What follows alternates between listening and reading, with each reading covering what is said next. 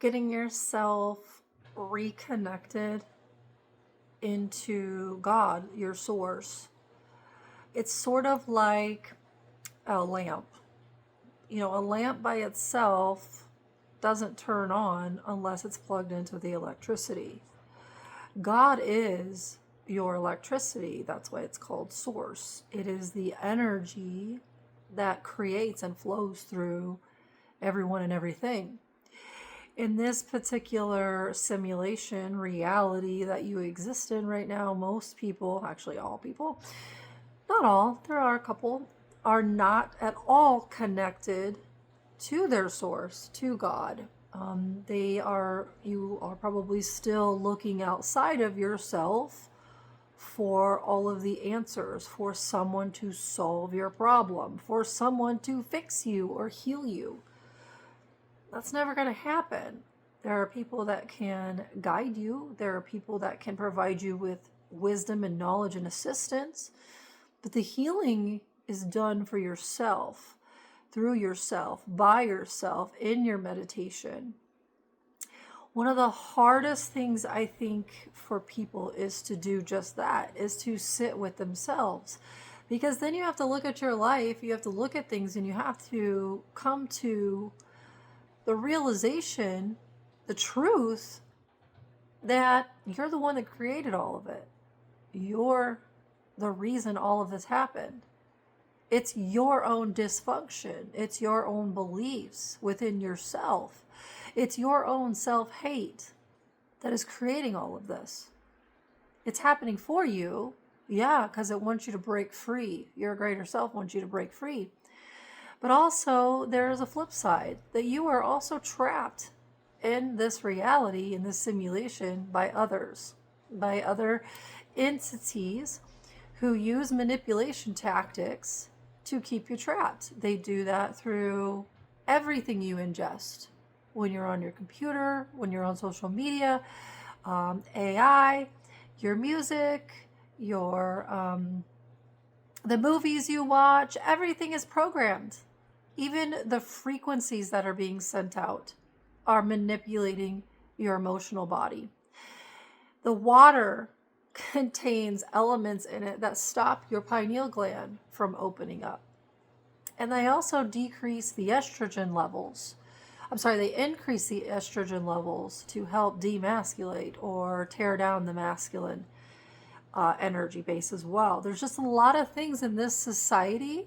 There's a lot of things on this planet that have been done on purpose to keep humans trapped, to keep you a slave to a system and a slave to their beliefs, that they want to be God over you, not you being an understanding that you are God within you. Those are two totally different perspectives. And in order for you to transcend the illusion, because the illusion is, yes, a encasement of your own belief systems, but it's also the stuff that's been programmed and conditioned into you. And for the most part, these individuals, even yourself, they'll attack your identity, your I am. Some people call it the ego. It's what you identify with. It's your root. It's your stability. It's the base of you as a structure, as a being. So if you come here, or when you come here, you come in as a light being, as a God energy. Little kids are in God energy, creating their reality. Then they start to get programmed and conditioned. They start to attack the children to say, no, you can't do that. No, that's not possible. No, that did not happen. No, you did not see that. And then the conditioning trains that child to then become more of a human conditioned robot. And it takes a lot to get into unwinding these aspects of yourself, because you have to go into the traumas. You have to go into these parts of you that were traumatized, that were conditioned, that were hurt.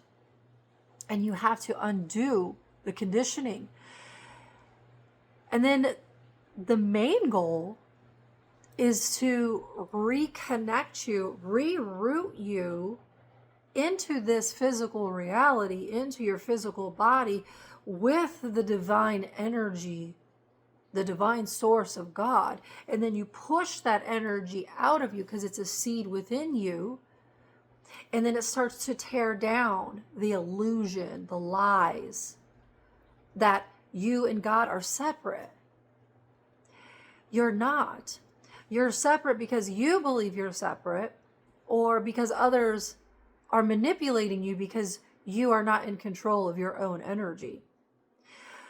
Because once you get to a point where you've reconnected with God, with your source, you understand that you are 100% provided for, 100% taken care of. And you surrender to God and allow God to, in essence, be the driver in the driver's seat of your life. You are in God essence, God energy at that point. And your consciousness, your conscious mind kind of takes the back seat. And then everything starts to unfold. At that moment, you realize that I am a part of everything. I am a part of the ocean. I am a part of the oneness, the collectiveness. And therefore, I can, like a magnet, draw everything to me. No longer are you chasing money, worrying about money, chasing love, worrying about love, or any other aspects of your life, because you realize that you are that center point of God, and that everything you truly want, need, and desire, if you truly have reached that point of letting go and letting God, then everything comes to you. Right people, the right places, the right things, the right opportunities, money, love, all of it. You live in a state of flow, in the ocean, in the energy. You're not fighting the river. You're not fighting the ocean. You're not getting the ocean to submit. You're letting go of control. And you're the one submitting. You are the one that is completely letting go and allowing God to control everything in your life. That's the difference. That is someone who is in God energy, that is in control of their reality, but it's God controlling their reality. It's that higher version of themselves that is now making all of the decisions from a place of God awareness, God knowing, which is divine, which is the highest level of intelligence, which is the highest level of knowing. That's how I operate my life, is because I was willing to go into the lower aspects of self, heal them and let them go, and allow God to come in and take over complete and total control. Now, do I run some of my day-to-day activities with my conscious mind? Yes, absolutely. But for the most part, it's my God self that I am anchored into now, that is my anchor, that I am in love with. And I actually went through this ritual the other day where I committed to myself. I realized that it was me who is my partner, who is my soulmate, who is my divine counterpart, who I'm going to commit to, who I'm going to marry, who I'm going to be devoted to. I've got her back. She's got my back. She's my best friend. Who is she? She is me. Me, myself, and I am God. Me is my physical self. Me, myself is my emotional self. I is my spiritual self, am God. We are one. That's the oneness. The oneness isn't someone outside of me. The oneness isn't someone outside of you that you should be falling in love with, that you should be married to, you should be committed to, you should be bound to. It's you. It's all you. You are the one that should be doing that for yourself, to yourself, for yourself. And I'll even take it a step further. You should date yourself. You should make love to yourself. You should do you know what to yourself. That sounds crazy, but I'm telling you, all the things that you look for outside of yourself, you should be doing for you first.